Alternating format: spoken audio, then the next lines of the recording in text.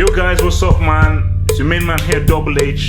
The first of a series is called Cooking with Double H while I analyze. So this is cooking analysis. I don't know what I'm going to call it. I'll probably give it a title. But yeah, so I'm going to be making stew.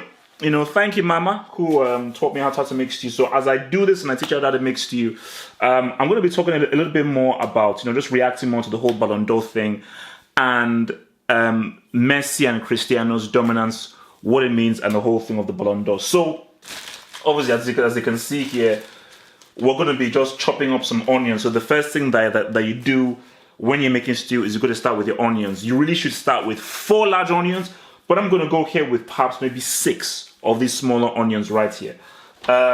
So as I chop this up, the dominance of Messi and Cristiano, like I'm mean, when, I'm not sure there was either Messi or Cristiano that won the first one in always, because obviously 2007 was the last time you saw a difference with him, which was, of course, was Kaka, and how he inspired AC Milan to that win and everything, So, and then obviously, everybody knew that we would be seeing a true emergence of both Messi and Cristiano. I don't think anybody would have thought that they would be this good for this long. Nobody thought that. But I think, because remember, we had never really seen any player keep up a performance level for like a decade. Whether it was Ronaldinho, Ronaldo, and so forth. It was always for like a 2-year period, 3-year period, 4-year period. Did anybody keep up a high-level performance for 4 years? 3 years, maybe. Maybe 4, not 5 years. Definitely not 5 years. 4 years is questionable. Where you're a high-level performance, you're arguably one of the best players in the world, consistently for consecutive 4 or 5 years. So we've never seen that. But we both knew that from Cristiano and what he was doing at United, it was like, all right, no. This guy is something. For Messi, and when Messi really emerged as a 19-year-old, I remember, I think it was the players, I think it was Henri Esso, Puyol that said to Rijkaard that, yo, bro, I know this guy's young, but this dude, Frank, man, put him in the flipping team. Like, when you know he's young, put this dude in this team, because this guy is that good. And as I say, the rest is history. So, as they were winning and so forth, so obviously you had 08, 09 was one. I don't know who won 08 or 09, but basically it was either one of them. And you know what? In those 2 years, 100%, they were the best players in those years. And I assumed, because when 2010 came, because when I'm building up to 2010, when 2010 came, it was like, all right, we have these 2 huge, massive talents. These 2 huge, massive talents within us, and these guys could really do something truly amazing. So, because remember, 2006 World Cup, Messi was very young, hugely young. So hence why he was really he was holding the bench. He was holding the bench in 2006. 2006, Cristiano was very young. But he even still played a huge part to helping them reach the semi, but they just ran into your boy Zizou, so there was very little that could be done over there. Where's my blender? Where the hell is my blender? Sorry guys, I'm trying to look for my... Oh, there it is. Why didn't I bring up my blender? Oops, sorry. So yeah, let me just bring up my blender here. This is a really old blender, by the way, so excuse me. Oopsies. So yeah, so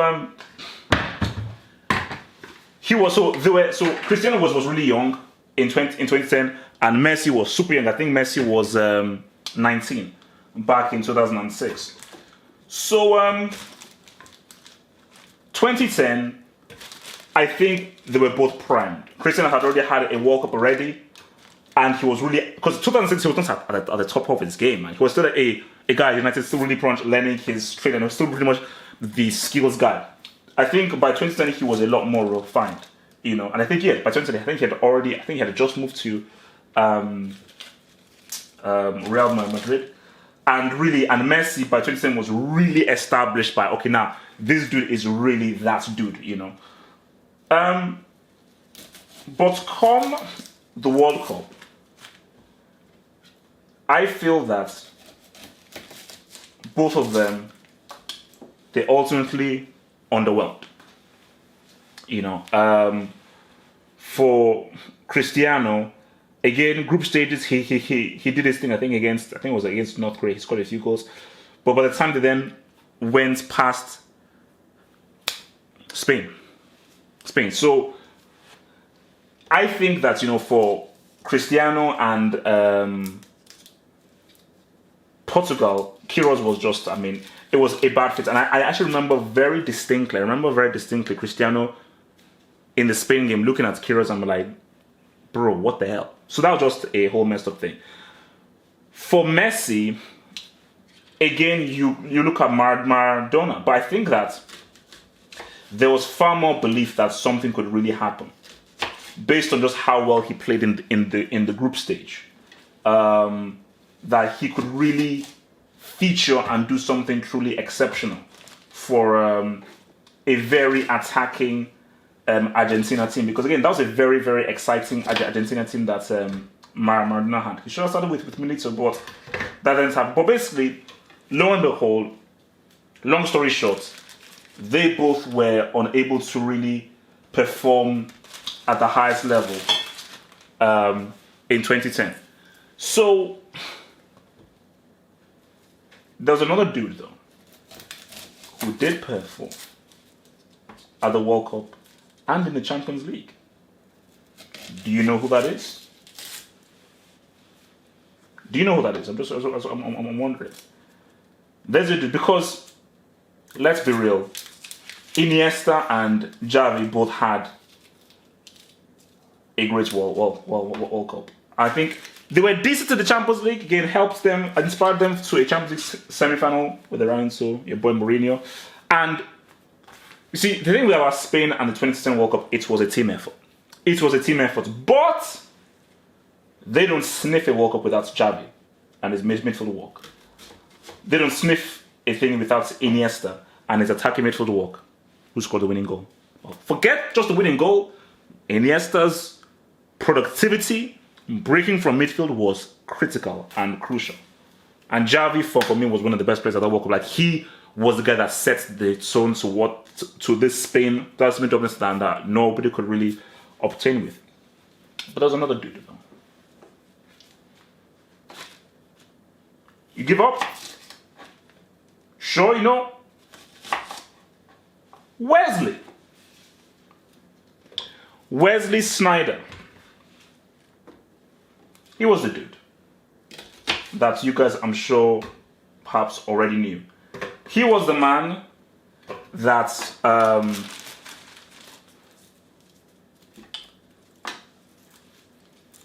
was pivotal for Inter Milan's treble. Not just their Champions League, Inter Milan's treble. So I think this is my third one here now.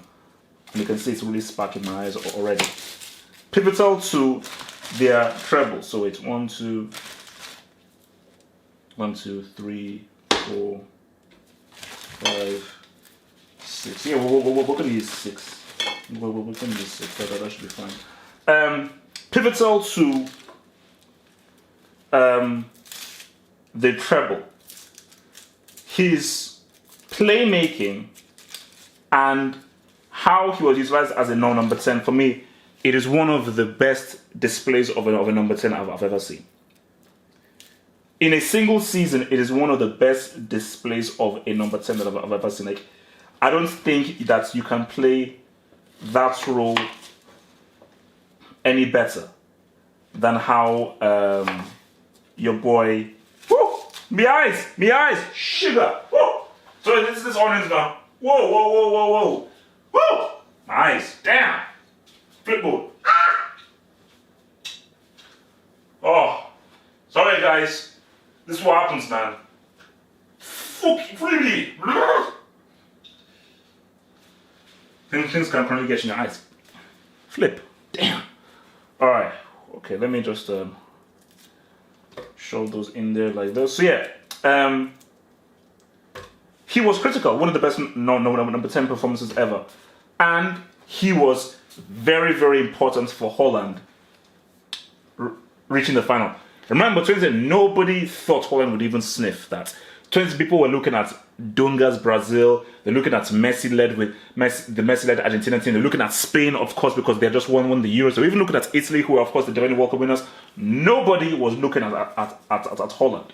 So, but the virtue of them reaching the final in the way that they did.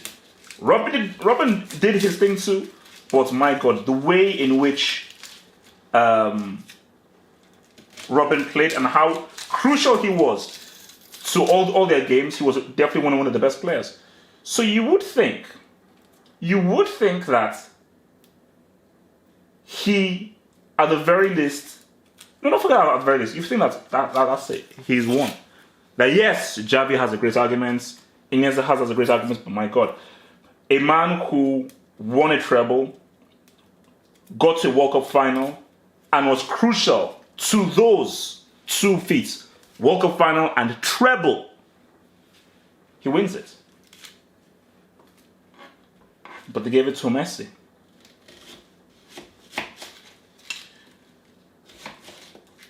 When that happened,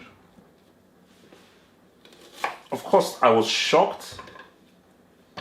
I was flabbergasted. I was like, what the hell? Because I didn't really I've never really cared that much. Oh my God, my eyes. Oh! Oh, sorry, my God. Oh man, this audience is crazy. Whoa! Damn! Oh! Shoot me off and come around, baby! You know what, guys? We're going to take a break. Let me just finish off this onions because my eyes will keep on clearing. Alright, we're back in again, man. So where was I? So yeah, 2010. So my reaction towards it when I saw it, so obviously, guys, we've obviously chopped up the onions right now, and I think before you obviously do any cooking, I always try and use virgin oil. Try and get some extra virgin oil into your thing because it's just a lot healthier. So what you do, just put some virgin oil in there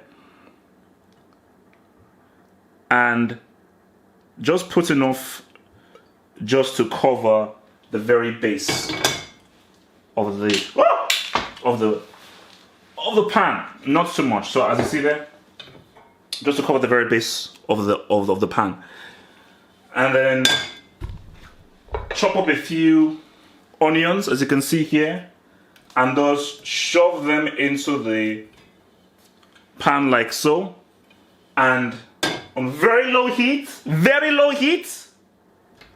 pop goes the weasel.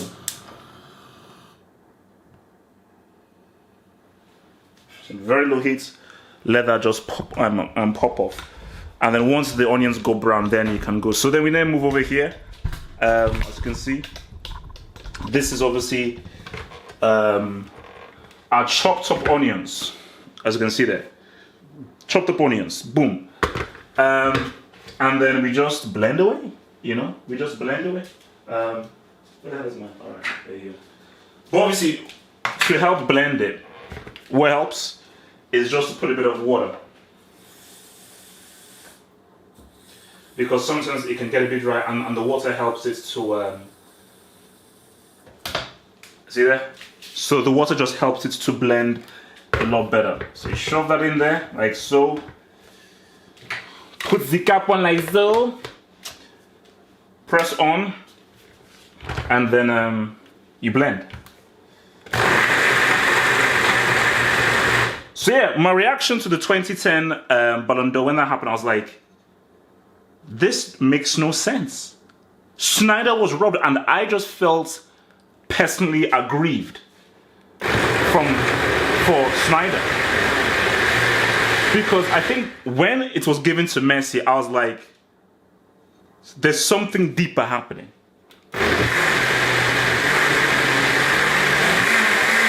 There is something far deeper happening where people are trying to create a narrative. So meritocracy goes straight out the window. They're just looking at, my gosh, this is the dude to take over Pele. This is the dude to take over Maradona, and we're trying to enforce that as that this is the greatest player that we've ever seen, despite what said player has done within a particular year. And by doing that, you are robbing somebody of a moment which for me is unforgivable. Really good with the blend.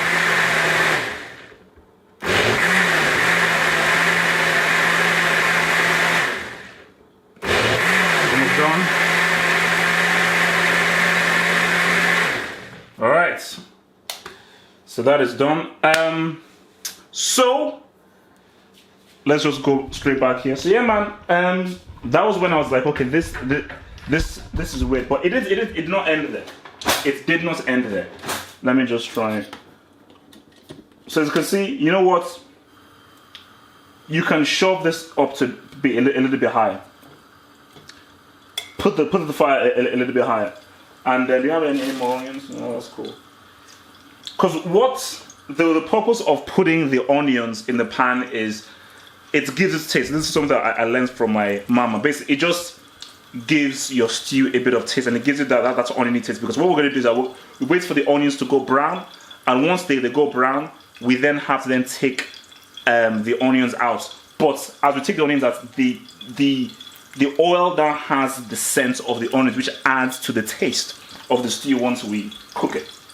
So yeah, so as that is going in there. So yeah, look, it just felt really weird that Sneijder won the treble, World Cup final, was crucial to both campaigns, and didn't win the Ballon. Like, that right there is like, yeah, nobody, like, he had an overwhelming argument over anybody to win it. And the fact that he was, because again, he could never replicate, that was just a special year. He was never going to do what Messi and Cristiano do, who did keep on having those years. He just had a special year, and he deserved, and for them not to give it to him, I was like, okay, you guys are obviously engineering something. And the funny thing is that it has come back to bite those people in the back, because I do believe in karma. I do really believe in karma, but we'll get to that. So see, that happened 2011, 2012. It was shared between both of them. 2013. And again, this was a case of where there was one clear winner. I believe this is the year that Cristiano won. And I think that the moment that Cristiano had was his hat trick over Sweden. No offense to Sweden, I love my Swedes and everybody. A hat trick against Sweden to help Portugal qualify for the Euros. Sorry, for the World Cup.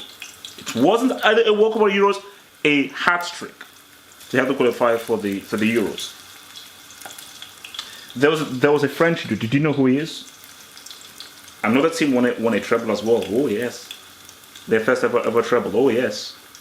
There was a French dude. Do you know who he is? He's a winger.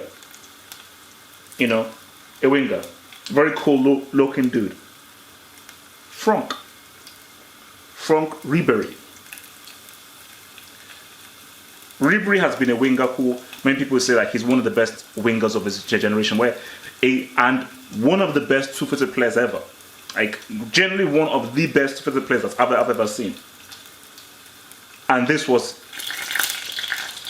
sugar. It's alright. Because those sparkles up a little bit. So you see that? You see that?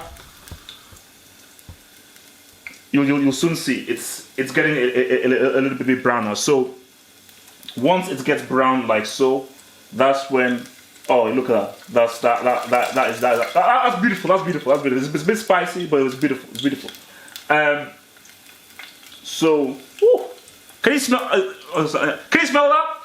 I know you can't, but still, can you smell that? The scent. When you just have that scent of slightly burnt onion, man. It's alright. Hit him with the low. I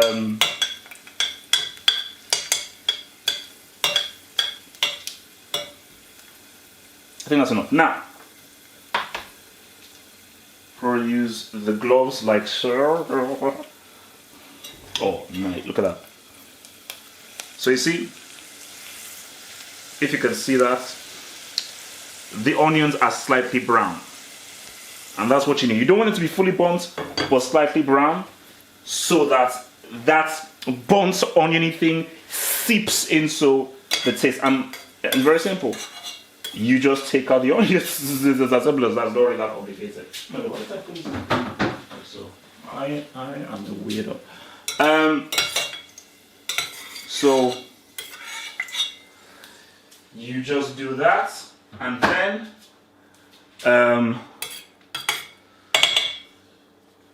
you know what? And also a bit of what I actually do recommend you do is let this, because it's piping hot now.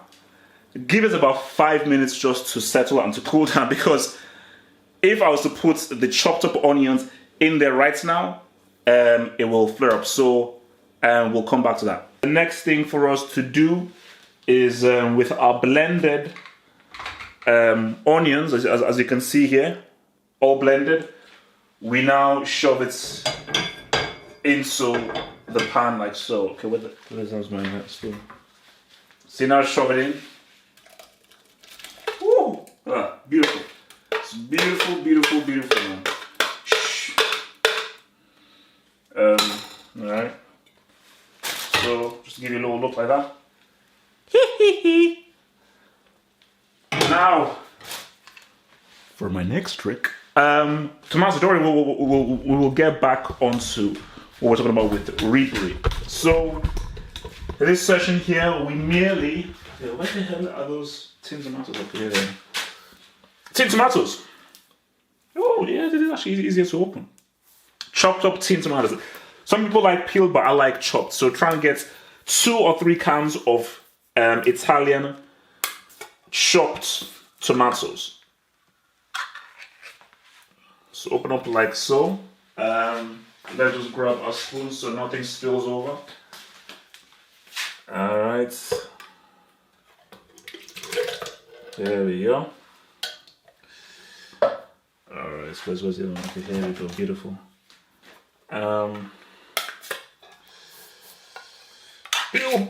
Oh, you see?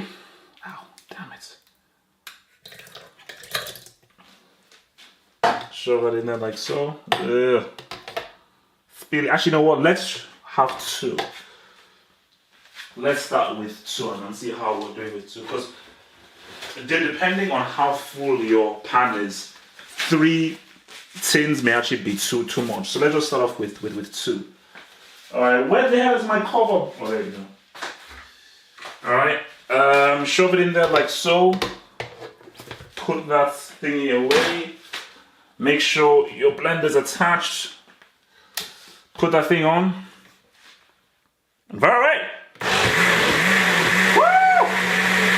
Come on, boy. Come on, shove on, boy. Alright, shove it again. Come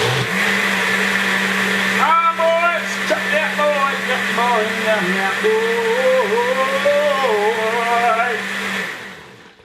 Alright, should we alright? This was. Yeah, so what? Just give it a snackage. Give it a snackage. Alright, and then, alright, so we, very simply, we then shove it into our pan. Look at that. Oh, look at that. That's beautiful. Oh my god. Alright, there we go. And then we mix it. Mix away, mix away, mix away, yeah, mix away.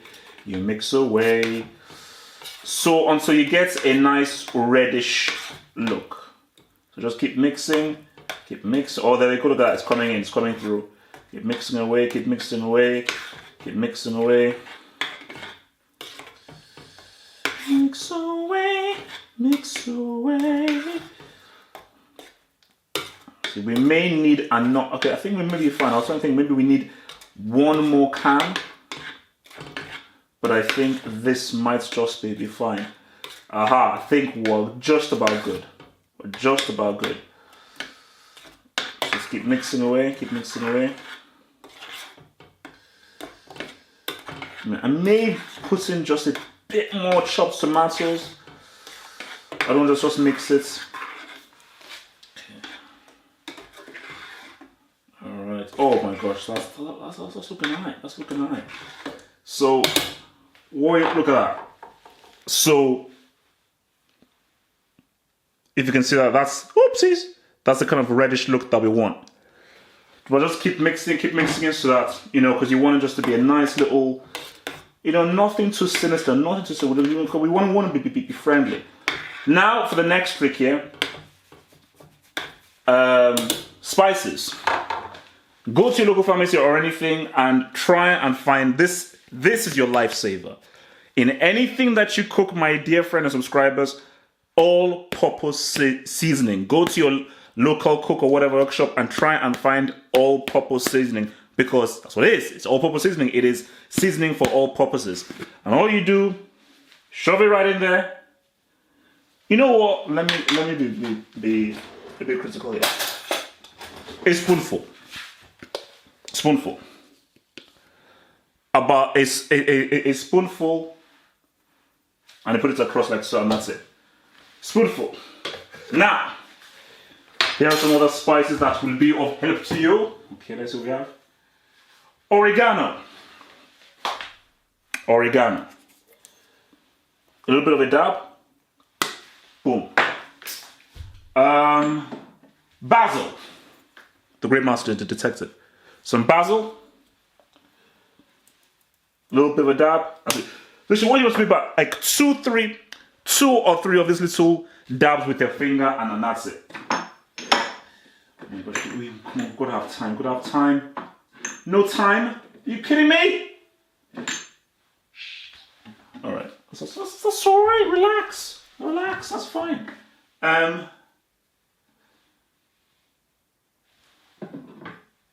Maggi sauce. Oh yes. Yes, indeedy. Get some Maggi sauce up in there.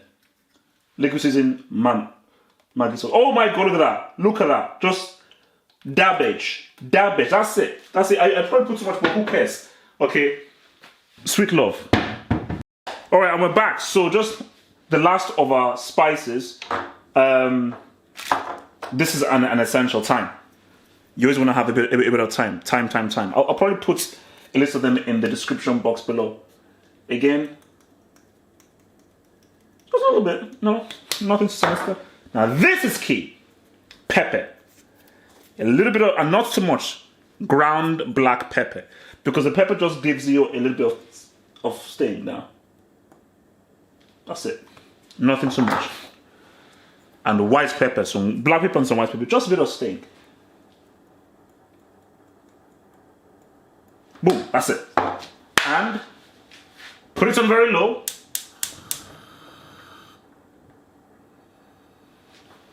Mix. What did I forget? Key. Very, very key. Salt. Like, people really underestimate this or overestimate this or whatever the hell Bush said. Salt. You have enough. Just enough to put in your hand. That's it. It's a bit of salt.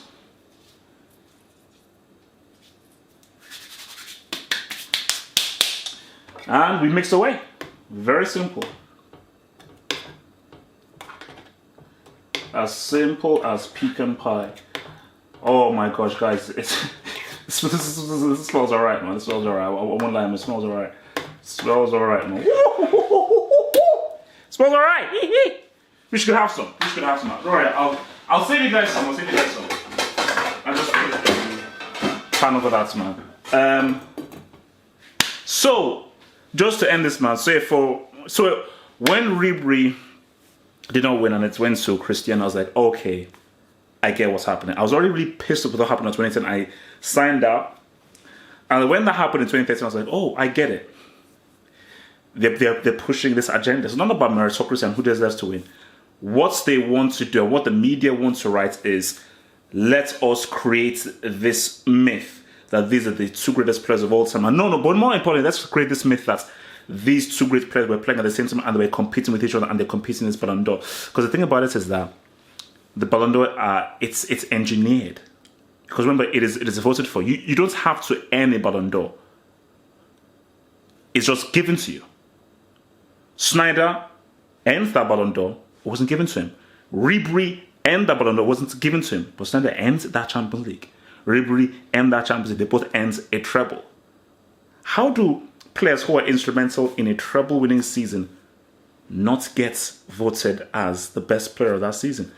It doesn't make any logical sense. It makes no logical sense. But I knew what it was. So with this whole dominance and everything, it's bought in. So the articles, the blog pieces that were written like, man, this is the two best, the two greatest. These guys are going at it, man. Who's going to win? Blah blah blah blah blah. So which is why I tuned out, because I knew what this was. And I know that even growing up, the Ballon d'Or doesn't validate you as one of the greatest. No, it doesn't. It's what you do on the pitch. Same thing with films. You receiving an Oscar doesn't validate you. Hitchcock never won an Oscar. Ridley Scott still has not won an Oscar. Kubrick never won an Oscar. Peter O'Toole never won an Oscar. These guys are amongst the greats in their field. So because they didn't win an Oscar, does that invalidate them being one of the greatest? David Fincher does not have an Oscar. Tom Hooper does. Do you know who Tom Hooper is? Yeah, didn't think so. So with Sneijder not having a Ballon d'Or, and Ribery not having a Ballon d'Or, and Cristiano and Messi having 5, 6, 7 Ballon d'Ors, what does that mean? Like, Messi and Cristiano being great is not based on the Ballon d'Ors that they're given, but people have created this narrative in the Twitter age of where, oh my gosh, look at how many Ballon d'Ors they have. This adds to their dominance. Where no, I mean, I can even think a few more years where they didn't really deserve it. But 2010 Sneijder was a Ballon d'Or winner. 2013 Ribery was a Ballon d'Or winner. So they have not had a dominance for tennis. No, they haven't. It's been false, because it was wrongfully given to Cristiano in 2013 and was wrongfully given to Messi in 2010. But I got what they were trying to do, and I wasn't having it. I'm a man of truth, and I'm a man of merit. I believe in merit, and I will always fight for the truth. That is why, with Modric winning this now, ending this whole stupid 10-year dominance, it is right. It does feel right, and it is the right thing to do. And I hope that this sets a precedence of where, let's give it to who deserves it. Maybe, and trust me, for a lot of those years, either Cristiano or Messi did deserve it, but not for every one of those single years, as I pointed out in 2010 and 2013. Let's get back to being truthful and awarding the right person. Let's get back to that, and I think in that way, that is where we can truly advance.